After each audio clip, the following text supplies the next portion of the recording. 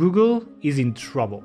If you haven't followed the news, they, together with Amazon, Apple, and Facebook, are being investigated for being monopolies and have been interrogated at length by US attorney generals on their practices. In today's podcast, we discuss the stuff that Google does not want you to know but had to reveal under oath and what it means for website owners. Let's get started.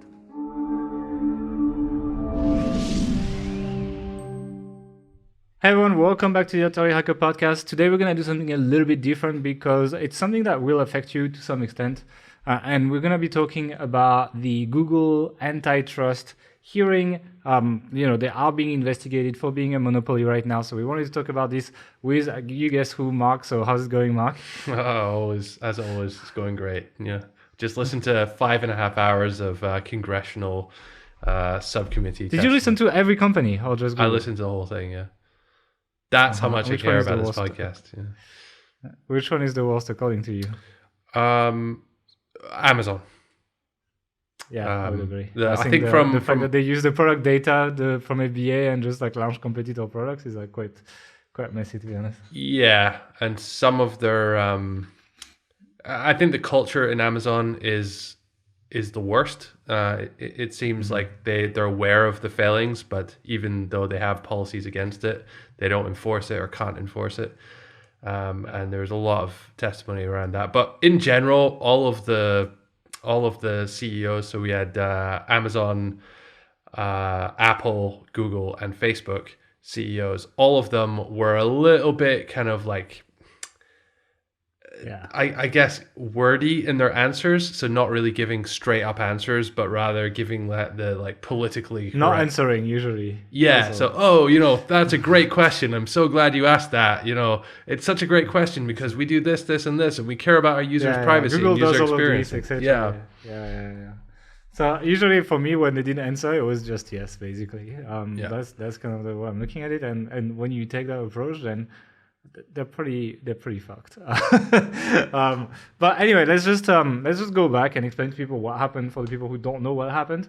So what happened? So let's just clear up what this is. So this is a subcommittee on antitrust, commercial, and administrative law. So there's basically 13 people from the U.S. House of Representatives, which is a lower house in the U.S., which I believe is responsible for introducing laws primarily around taxes, government income, that kind of thing. But these are all elected officials, and there's 13 people, 8 Democrats, 5 Republicans, so it's a little bit more left-leaning in terms of some of the questioning, at least. This is the same committee, I believe, that had the famous tobacco, when they had all the tobacco execs back in the 90s, and they're like, do you believe that smoking is addictive? And they all said no. And then they all all the tobacco companies being sued and advertising being stopped and also stuff like that.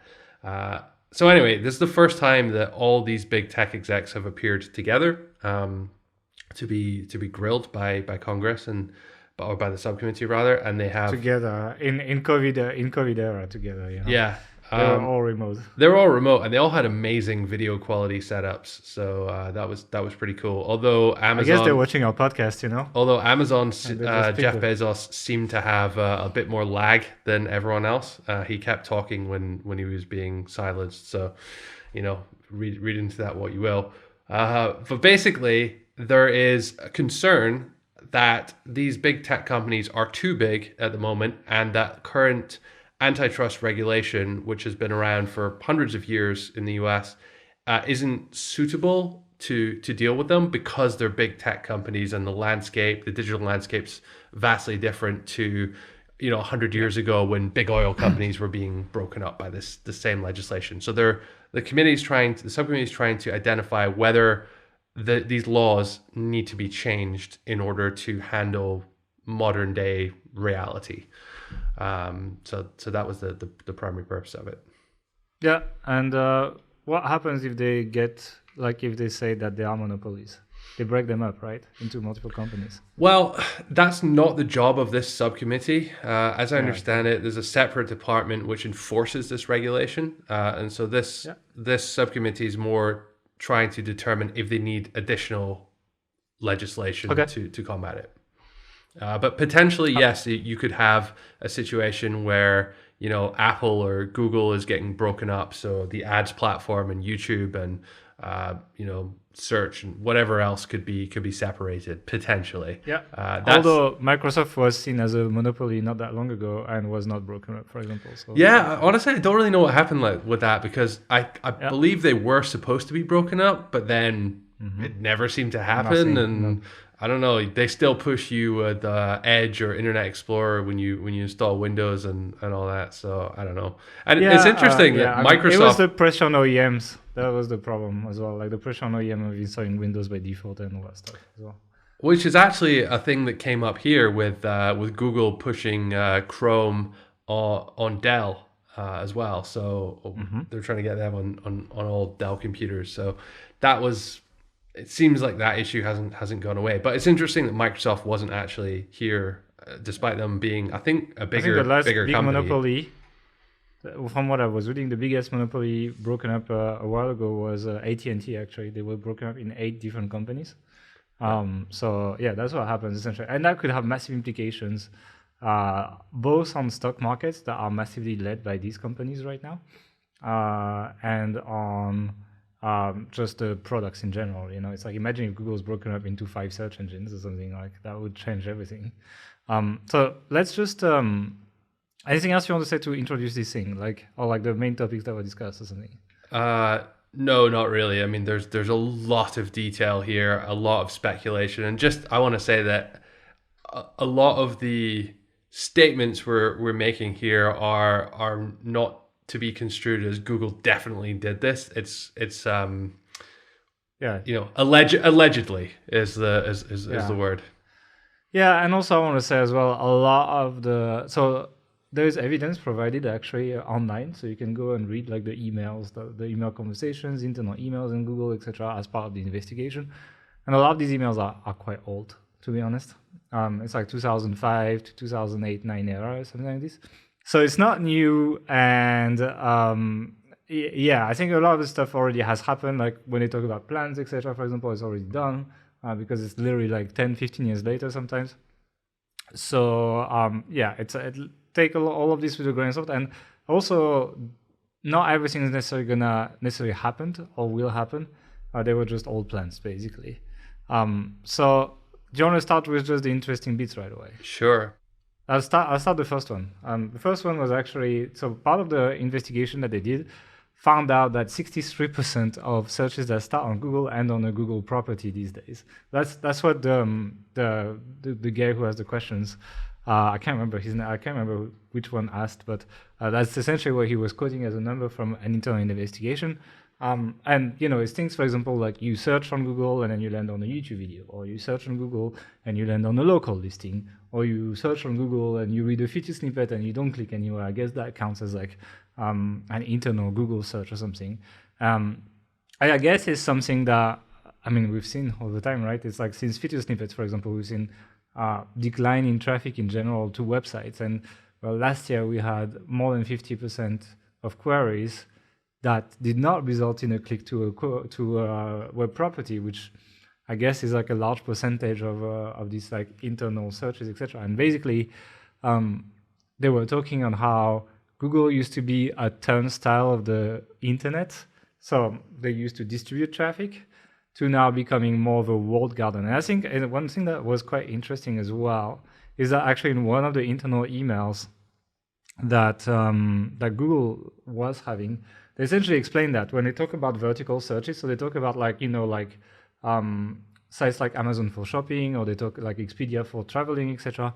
And they're like, well, like the open web that you all loved is basically gone, and now it's like segmented and siloed into different levels, and people like either push their app or push their like internal website and never let people leave, and you don't get linked out or anything like that. And I think like it's kind of like it's a vision that Google has bought in together with the other guys, and what we're seeing today is that it's like people like keeping people on Google as well because it's so much more profitable, and they actually acknowledge that this traffic is so profitable it's crazy to send it for free to other people in the emails, and that they could do something with it. And that's when they mentioned building, for example, Google Flights and things like that, all the vertical stuff. Yeah, I mean, taken in isolation, like promoting your own products in your business, like, I mean, every business does that. Yeah, It's just the but fact that Google has entrenched itself. It has 90 whatever percent of search in the US, at least, these days. And the ability for someone else to build another search engine and compete with it is it's basically impossible at this stage due to...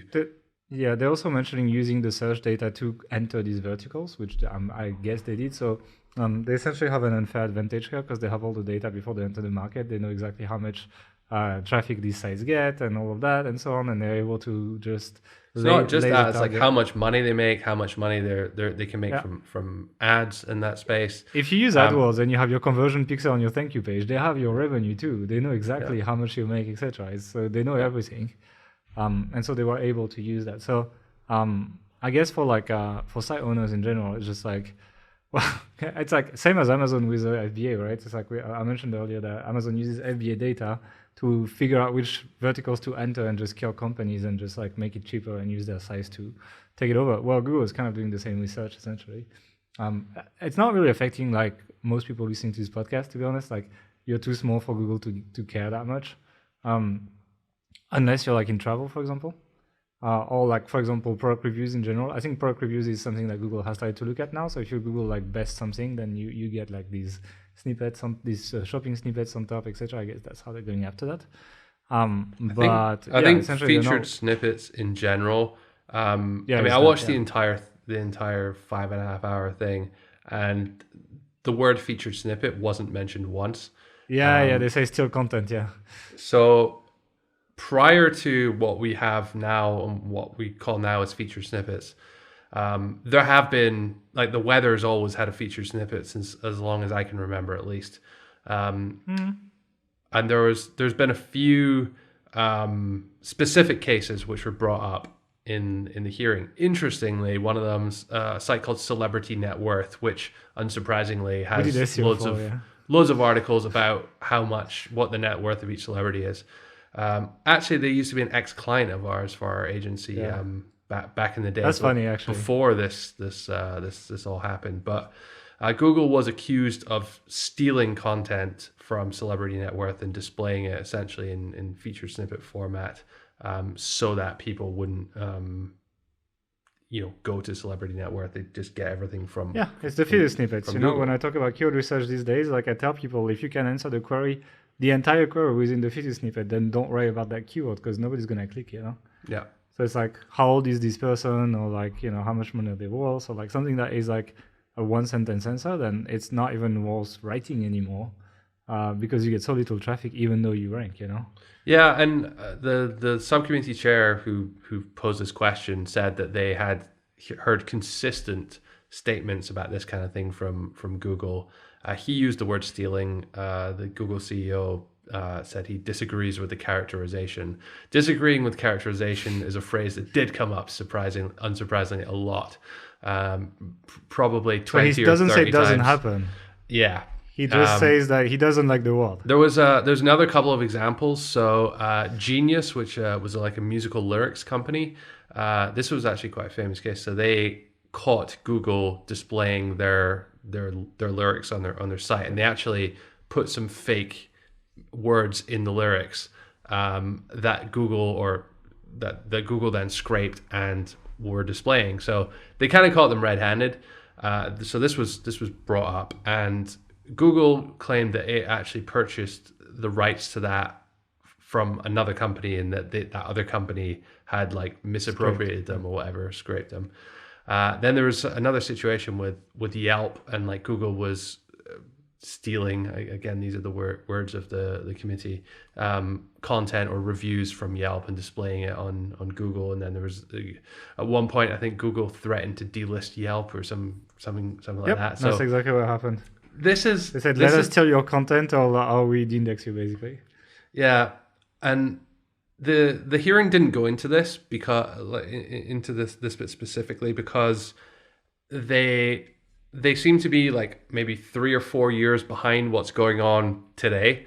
And it's only in the last couple of years really that feature snippets have really started to affect, smaller people like you and I, It's a massive deal and now. affiliates. But I remember the case. I think it was a vacuum cleaner or something. It was like the keyword was best vacuum cleaners. And then the result, the feature snippet was a list of the best vacuum cleaners pulled from one of the websites. And then there was the Google shopping links to all of those products that had been pulled from that curated list. And for me, that is kind of like crossing the line, because you're in the situation where like it's not just that, for the lyrics they do the same. So they promote YouTube Music basically, so they want you to subscribe to the premium music service using the lyrics that were stolen from there. So it's kind of the same stuff. They monetize stolen content. And that's like an example of how that can affect an affiliate, like someone listening to this show. It's not just big huge sites that are affected by this, and left unchallenged completely, that like there's no end to where this could go. So the one good thing which I guess took away from watching all this was that to an extent the fact that this has been brought up and repeatedly questioned to Google may make them think twice about going too far with this kind of thing. Do you think they would regress back? Do you think we'd see no. maybe more traffic sent to the feature snippet? Like they would change the layout so that people click more. Maybe put a button or something, something like this, I don't know. All I'm saying is that I think they're going to be a little less brazen about doing this in future. I think as Google's become larger and there's more antitrust type attention on it, it needs to start policing itself. Essentially, it was a startup with a startup mentality, like do whatever for the longest time. But as it's matured, it has to have some better corporate governance and those kind of systems in place. So, yeah, one thing that shocked me as well when I checked all this stuff is that basically in their internal documents, Google admits to be using signals that they would say, like if you go in a webmaster chat or something and John Mueller and all of that, they will tell you they don't use, right?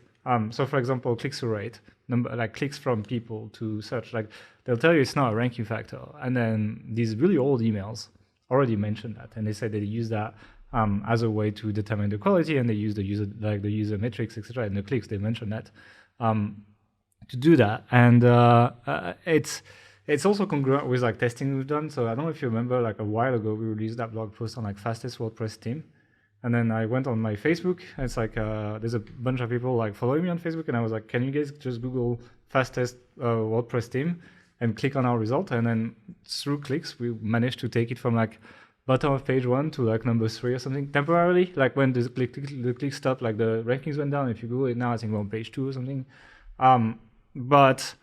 Yeah, like, and we've done it several times. I've done it a few times on my profile, and every single time, just by posting on social media, our rankings went up, right? So it's quite congruent what they're writing in their internal emails and what we've observed. But you go to webmaster chat, and then they'll tell you this is not a ranking factor. Don't worry. It's more about having quality content. And it's kind of annoying. And essentially, it's just pointing out that the information that Google gives to webmaster is also, it not only does Google steal content from webmasters, but they also give. I don't know if it's purposely or not. The question is, does John Mueller know himself?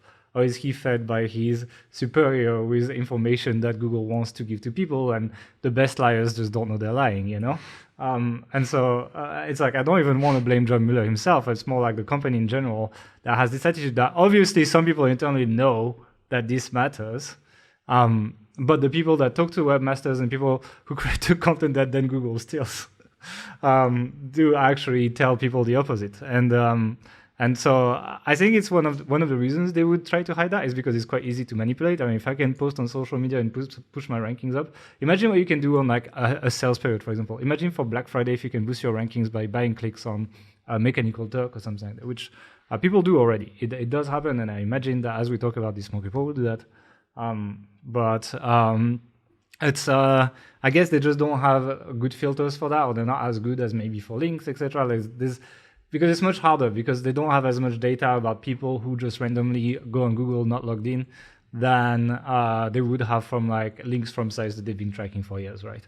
So I could imagine it's much more complicated than that. But same, like for example, right now, if you Google coronavirus, for example, you will see that the sites that get some sites that do really well don't have the most links, but because, for example, I'm thinking about this World Info statistics site, for example, like that was definitely not the strongest site, but because they have the most up-to-date stats, people click on them a lot, and then they rank pretty much number one now above government sites and everything, despite link data not confirming that. So I think it's like, for me, what it does, this stuff, is it breaks trust with anything that Google says officially through their PR channels. It doesn't mean that that everything they say is not true. Did you believe them in the first place, or? Well, it's like I didn't believe everything, but at the same time, I also thought that a lot of people were like conspiracy theorists and being a little bit too crazy about this, etc. And Google didn't give a shit, and like, what was the interest in lying, etc. And now I'm trusting them a bit less on this stuff, and it's like, and I'll be even more critical to anything they put out there. And I think it's dangerous for Google to create a defiance towards webmasters as well, especially if they rely on them for stuff. So it's like, it's unfortunate. It'd be nice to be a little bit more. When a question is asked explicitly, like, you don't have to advertise it, but when a question is asked explicitly, to lie is a bit annoying. It's like, I'd rather them not answering the question then. There was a question that they were asked. Does Google intervene manually on individual search results? And they answered, we don't manually intervene on particular search results. So they automatically do. But they basically said, oh yeah, we do, but we do it algorithmically. Yeah, exactly. And then there was this whole debate about like, well, how is the algorithm made? Oh, it's by a person. I think they're tricking people because, like, I think they kind of have topics they might influence them, but it's not a search result. It's like, let's say you have the singular and the plural. So if they change both, it's not exactly changing a search result if they just like change it like an area or a topic. You know what I mean? Like, they also talked about, so they have a deceptive news blacklist. So they have determined publication sites which are characterized by deceptive news, and there's quite a lot of debate in the hearing about this, because particularly from the Republican side, yeah, for sure. Because there's there's several publications and stories that have been suppressed, and those that have been suppressed tend to be more right leaning, and Google is more liberal in its like staffing and employees. So there is numerous questions from the Republican members on its policies there and things like that.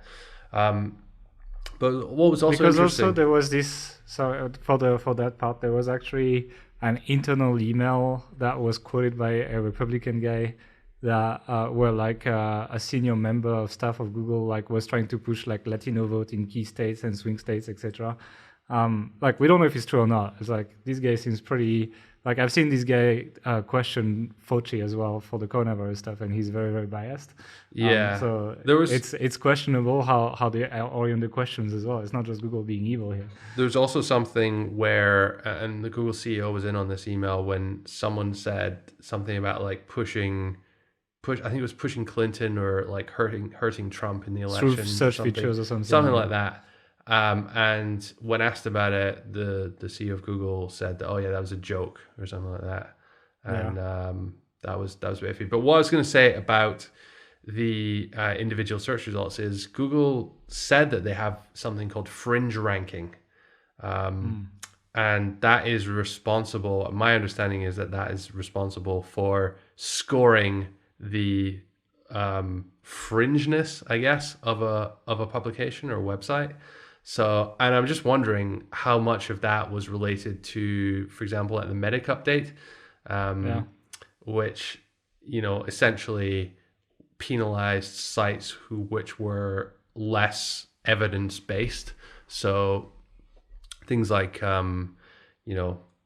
anti-vaccinations or like anti-GMO organic food, things like this, were sites which were pushing that kind of content, essential oils and that, were penalized a lot more, including one of our sites, which we've talked about many times. And I actually think like part of that was like maybe the correct decision. I don't think it's bad. Yeah. There's certainly one or two search results I can remember just being like absolutely appalled by what was ranking number one there, and like, you know, it could genuinely hurt people. But what this committee was kind of getting across is, well, and this wasn't just aimed at Google, but like Facebook and the others as well, primarily Google and Facebook, but you guys are so big and you have so much content and so much control over this. And then they were like, well, on the one hand, can you stop extremist or, you know, hurtful speech or results? And then they're like, yes. And then the committee was like, well, we have this example of where, you know, something about face masks being a joke was allowed to reach 20 million people on Facebook on Monday or something like that. And then Zuckerberg was a bit queasy about answering that. But basically the question is, can you self-police? Are you effective at self-policing? And then on the other hand, if you are self-policing, what's to say you're not going too far and your own agenda or ideology is coming it's through like this? you're making editorial decisions at that point. You know, it's like it's like from the moment you start censoring stuff, it's like you can't be 100% objective, and it's like, you know, these tech companies obviously have more liberal people than conservative people, and so it's like there's a lack of representation from these people that I guess maybe they could try. It's like you can't even scan that when you recruit people, and you're not even allowed to do that, to be honest. I think it's illegal. So they can't even do it. It's like it's illegal for them to try to be bipartisan, and at the same time they're asked to try to stay objective, which is quite complicated. I think it's like it's easy to give them shit about that, but it's also extremely difficult to balance this, you know. It's extremely difficult to do it, which is why you know, the committee may be right in saying that, well, if you can't actually do it, then shouldn't we step in and legislate that? That what yeah, but Mark then if the government legislates what's good and bad, it's also a problem when governments become authoritarian, you know. It's like that's why news tend to be plural. That's kind of the solution. That's why monopolies are that, basically. Sure. And part of this debate is around like what is equal representation, because if you say like climate change and anti-climate change should be given equal voice 50-50 because they're two opposing ideas, or should one be given a voice represented by how many people are in favor of it or believe it or whatever. So that's like a whole other debate as well. One thing that Facebook did actually say is that while the enforcement is left to, you know, its employees with their inherent biases, the creation of the frameworks to police it, and, you know, what's fringe, what's not fringe, is more bipartisan, and they have like independent committees, and, you know, they get equal representation from all sides to try and establish those things. But then the guy was like, well, can you name one conservative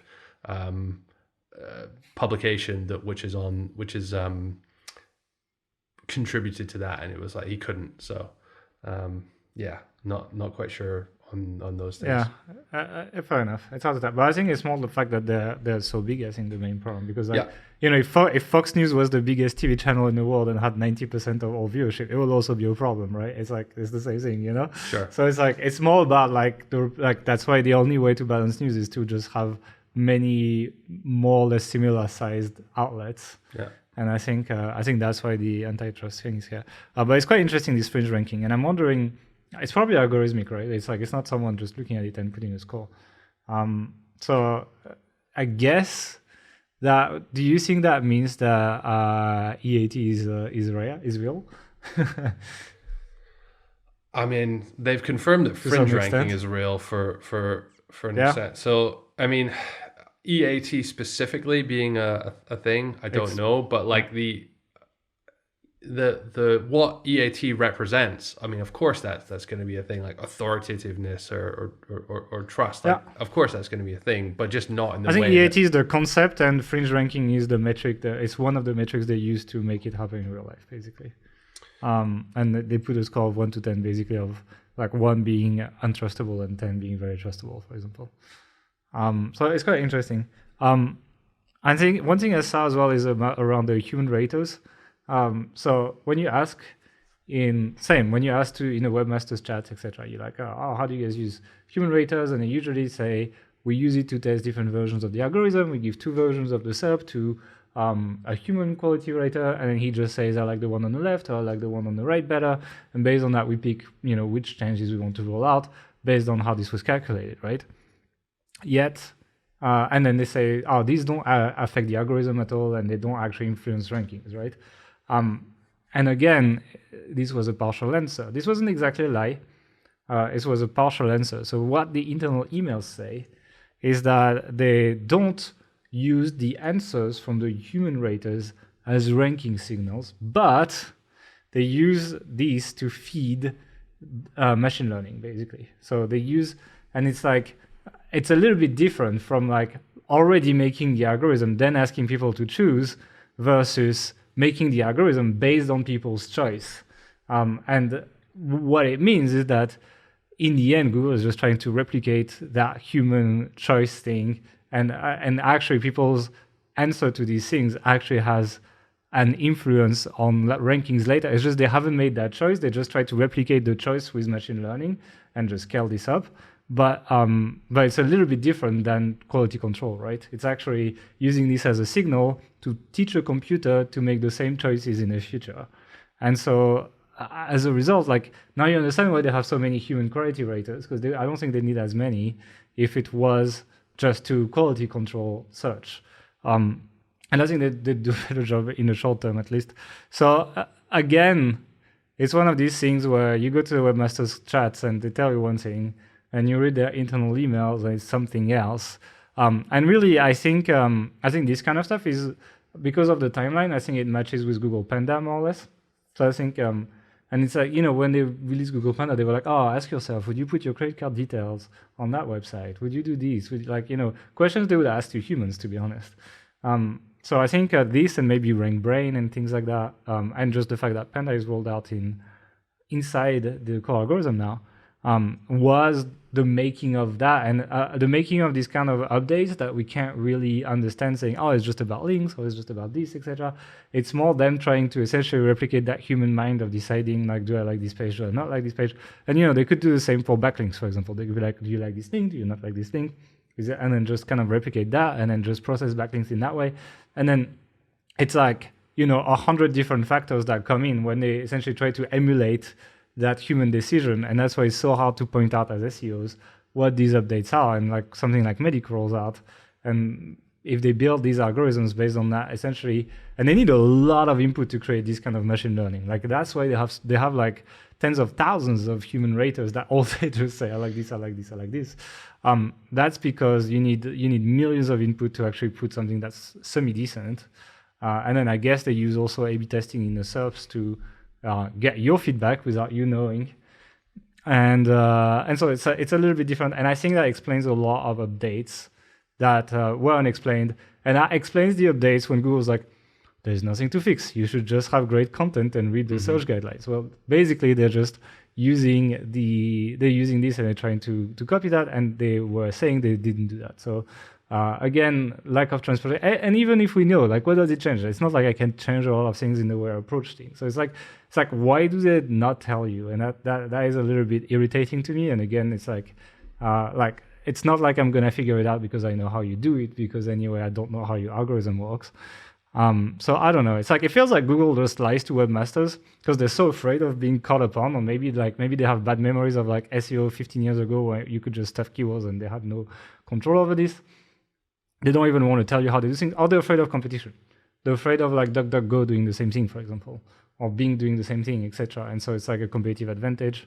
Do you not think that it's more likely that it relies on good search results rely on people not knowing how to manipulate the algorithm, and Yeah, therefore maybe. the more info they give about how But to do that, then and the basically, easier it is, then the less good their search results are going to be. so basically, you can trust Google webmasters chats as much as you trust the White House correspondent when they give you press briefings, basically. Yeah, or I mean, like even less. They're basically spin master. They're spin doctors, you know. They're just spinning whatever the story makes them look better. To the Even public, less basically. though, because like Google webmaster, they're not held to account by anyone. Yeah, exactly. Yeah, and nobody cares that much. Like it's such a small industry. Like the general public doesn't care about webmasters. One thing so what often happens in these antitrust kind of hearings is that primarily left-leaning politicians will be like, break up the big companies, and then the right-leaning ones will be like, don't break up the big companies. There was But now one maybe not yet. there was one really interesting comment by the lead Republican. I forget what the guy's name is, but the senior Republican on the committee. He was like, he actually asked the question: has GDPR entrenched big tech companies? So when that was a European regulation, when that came out, did that actually hurt big companies? Did it make them hard, or did it hurt small companies because the legislation was so complex and difficult to understand and implement, and small companies didn't have big legal teams? And he was very concerned that any regulation which was put forward to attempt to sort of rein in or control these big tech companies would inadvertently hurt smaller companies. And we've seen that many times. GDPR was one. The VATMOS thing, which was supposed to like target Amazon, just made it much more harder for small e-com companies in Europe to figure out their shopping cart VAT sales tax regulation, all this kind of stuff. And it really, I mean, that really echoed home like true with us. Like I felt like that was a big issue. It was later brought up as well that, and I don't really understand this thing about first party and third party cookies, but it was asked that has banning third party cookies disadvantaged Google? And Pichai, the Google CEO, really tried to dodge that question. And then eventually admitted that no, it has not disadvantaged Google because Google can get that data from other sources. But it has disadvantaged competition. So that's something interesting as well. Yeah, basically, as we try to avoid breaking up the monopolies and making rules around them, it actually makes you need to apply the same rules to everyone, and just it's easy for these big companies to fix it, and it's because they have all the resources, and it's not easy for you, basically. Yeah. You had something about the military or something? Yeah, so there was a Department of Defense project, I think it was called Project Maven, which uses some kind of AI technology. I'm not sure exactly what it did. But Google pulled out of that $10 billion contract on citing ethical grounds. I think it had something to do with there's maybe like some kind of internal activists, and some people wrote a letter. Some people within the company complained and got a bunch of signatures and wrote a letter to the CEO or management or whatever. Anyway, they pulled out of this, and a lot of the Republicans were, why are you pulling out of this? Kind of concerned. And then it came to light in these hearings that Google was funding some research and actually had some people in some Chinese universities. By the way, China came up a lot in these discussions. People sort of bashing China, the people in the committee rather. But Google, so Google had someone in these Chinese universities working on some kind of AI tech, and that tech then later found its way into some Chinese fighter jet targeting system. And so there was an argument like, is Google essentially working for a foreign military, but not China, our own? And there was lots of discussion about, how the bias affected things. And there's even some things more recently with like the Black Lives Matter protests wave in the US, and how there were some similar letters from 2,000 employees wanting to like stop Google providing services to the police. Like I think that was like G Suite and email and that kind of stuff. So they're basically the committee was asking for Google's position on that, and so they were trying to clarify that without saying anything or committing to anything. It's like, can you commit to not taking away technology from the police? And they're like, oh, we believe that the law enforcement provides a vital role in our community and blah blah blah blah blah. So it was very very boring answers. Yeah. That was kind of a theme throughout all this. People just waffling a lot without really saying anything. This is the no bullshit version, basically. I mean, but it might be interpreted a bit. So it's like, if we're wrong, Google, feel free to outreach to us. Let's do some debates though. I think we talked about the main points I wanted to talk about, but I wanted to know, what do you think all this stuff means for the future of building websites?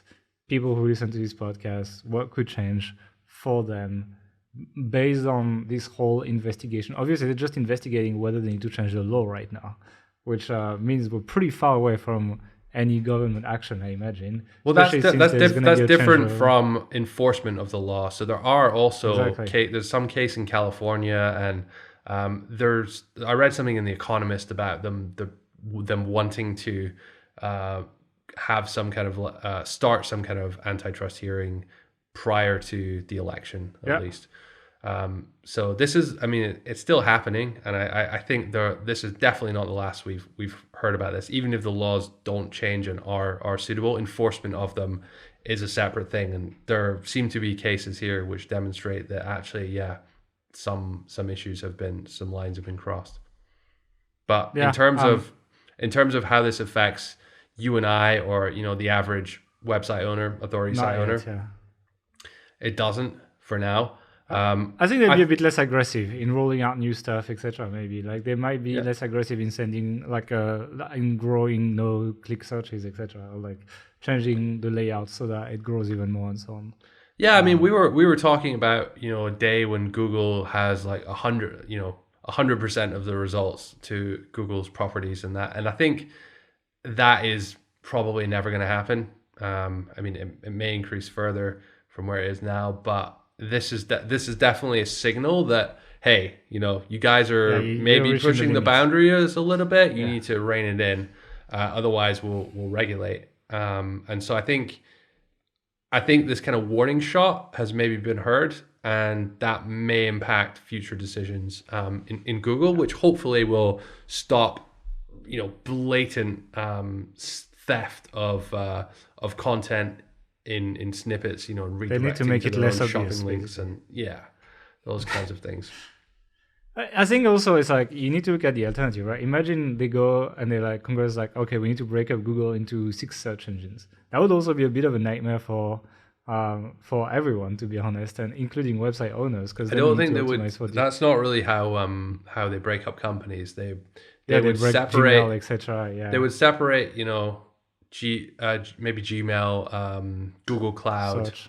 YouTube, search, and maybe AdWords. I'm not sure. But the problem with Google is that its ad business, its entire ad stack, it makes 80% of its revenue of Alphabet. Then the rest is not entire revenue and 100% of its profit.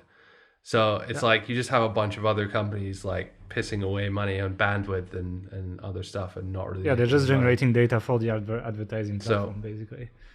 So you still end up in a situation where they are somewhat integrated or very dependent on each other, and then what are the different incentives there? But part of me is just it'd be quite interesting to see what would happen if Google was. I think it's never going to happen. Because the S&P 500 is composed at more than 20% of these companies now, if you include Microsoft.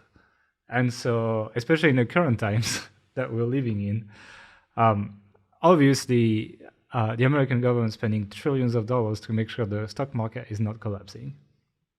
And so, would they really cancel that by breaking up the companies that actually drive the market? Yeah, that's quite a silly question. I don't. First of all, I would disagree that the government is propping up the stock market per se. That's a side effect. They're helping. They're of trying the to help the stimulus economy. they're Yeah. doing, but it's not to prop the stock market up. I know, but I- like think about people I- who want to be reelected, right? Mhm. It's like would they push really hard for breaking and including their own savings essentially for like at least in the short term like tanking that? Yeah, I mean, I don't think it's quite as significant. Okay. Especially the people on this subcommittee. I'm pretty sure they'd be required to disclose any kind of holdings or whatever. I mean, the U.S. is they probably quite own strict stocks. with. Yeah, the U.S. is quite strict with that. There was when coronavirus came out, there was a few, I think senators. This is quite strict for that, but Trump got can't release busted these. like short selling stocks before they announced all the lockdowns and Yeah, I saw stuff that. like that. Anyway, we're getting a bit into politics here. Yeah, so. let's not go there. But like for me, it's important. It's important because that could mean like what's gonna change in search, etc. Like it's like if there is a market drive for this. There are many political reasons why someone either Yeah. would want to break up the likes of Google or would actively try and stop it. That logic about the S&P 500 is not one of those reasons. All right. Okay. So now that we essentially have proof that Google lies regularly to webmasters, what do we do with any kind of communication that they send our way through tweets for updates, through these webmasters chat, etc.? Should we even look at what they're saying?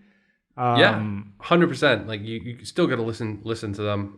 But I mean, from our perspective, I don't think anything's changed. Like we always take what they say with a pinch of salt, right? I remember 2012 when Matt Cutts said, if you're doing large scale guest posting, over, you should yeah. probably shop it. We're shutting it down or something like that. And 8 years Right, here we later, are, yeah. guest post links still help a site in many cases, not in all cases, in many cases. So, and I remember writing a post back then for our agency blog about how to interpret things Google are saying and really like digging in, reading between the lines, which is fine when they're being honest and they're just being a bit wordsmithy about it. But when they're straight up saying, we don't do this, when in fact they do this or vice versa, then that gets really challenging. What kind of frustrates me sometimes is the selective quoting of things Google says. So you have an SEO who says, something bad about link building, but then like has because Google says this, or so and so's link building strategy doesn't work. Look, Google even said guest posts are bad, blah blah blah. But then they have their own service providing Agenda, something similar or whatever. Yeah. So I know who you're talking about. You've got to be a little bit cautious, not only in listening to Google, but listening on people quoting Google as if that's fact, and really just try and keep an open mind about this stuff, because most people and ourselves, I mean, we've probably done this at some point as well. Yeah, I'm sure you can. If you listen to all the podcasts, you can probably find a dozen examples easily. But I think the SEO community as a whole is not the most subtle at interpreting what Google says as well. And what we say, like I get quoted my own stuff like very misinterpreted, and I'm like, that's not what I meant. And also Google plays with that, as we say. So for example, when they say we don't intervene on single queries, maybe they intervene on a group of queries. Maybe they intervene on the singular and the plural of a query, and maybe like a few different variations. And as a group, they intervene on the results. And then the answer to that question was correct. They don't intervene on individual results.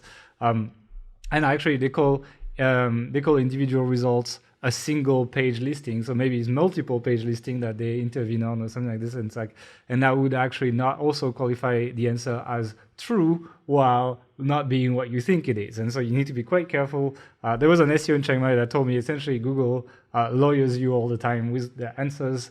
And like same as the quality rater stuff, etc. Like it's not 100% a lie what they said, but like they massively misguide you while not. Like you can't, like if you take this and you put them in front of the truth, they're like, well, if you actually read it that way, I didn't lie to you. Yeah. So you need to be really, really careful with what they do. It's misleading, it's dishonest, but it's also what happens. which pisses me off a bit towards Google, to be honest. It's like I knew they were not like the nicest company for sure, but it's just like working with them seems more and more difficult, basically, as time passes. I kind of suspected, or like my view on the way they handled these things prior to this was pretty much the same. I guess this has really just confirmed many suspicions that I had. And they came out of it, honestly, they did all right. You know, their CEO is quite, he toes the corporate line quite well and doesn't really push the boundaries too much. So, you know, I don't think that it's hurt them in a significant way. I think, honestly, I think the Amazon response is like maybe a bit more impactful. And that is, I think, where we are likely to see some things, some legislation or some enforcement at least happen first. Yeah. Okay. Well, I think we can slowly wrap this up. Do you have any final words on this? No, not really. I wouldn't recommend watching the whole thing. It's a bit of a talking shop, and it frustrates the hell out of me. How would you compare it to season 8 of Game of Thrones, for example? Oh, Game of Thrones is much better, but it just frustrates. If season 8 is better, then it frustrates the hell out of me when people in those situations are asked questions but can't or don't give straight up answers and just talk around it and thank them for how good a question it was. I would love to see, you know, a few SEOs invited to question them, or even to assist. I want Craig Campbell there. Or even to assist, even to assist the representatives on the subcommittee in their questioning. I will say that there was the case 2 years ago in 2018 when Mark Zuckerberg was questioned, and people were saying like, well, how does Facebook make money if it doesn't sell anything? We sell ads, Senator. I definitely seen that the subcommittee here, they've done their homework. So they know a lot, but they're about 3 or 4 years behind where the market's at. I mean, these kind of things have been talked about by SEOs, by FBA sellers, like really for the last 3-4 years. So if any elected representatives are listening out there, send us an email and we'll tell you what to really ask them. We're not even living in the US. I don't think they care that much. But like we can connect you with someone who lives in the US and does SEO if you want. Anyway, we're gonna wrap it up. And if you enjoy this kind of content, if you want us to break down the kind of like news that might impact you as a site owner, then don't forget to subscribe. There's a subscribe button below on YouTube, or you can subscribe on any podcast platform. And drop us a thumb up, drop us a comment. And if you have any questions, you can either come during the live when we release this podcast on Monday evening European time. You can just check our channel, there will be an announcement there. Or you can just drop in the comment below and we will try to get back to you. If you have any question regarding this or just authority sites in general, we'll try to get back to you. So drop us a comment below. We're looking forward to your comments and we'll see you next week for another episode.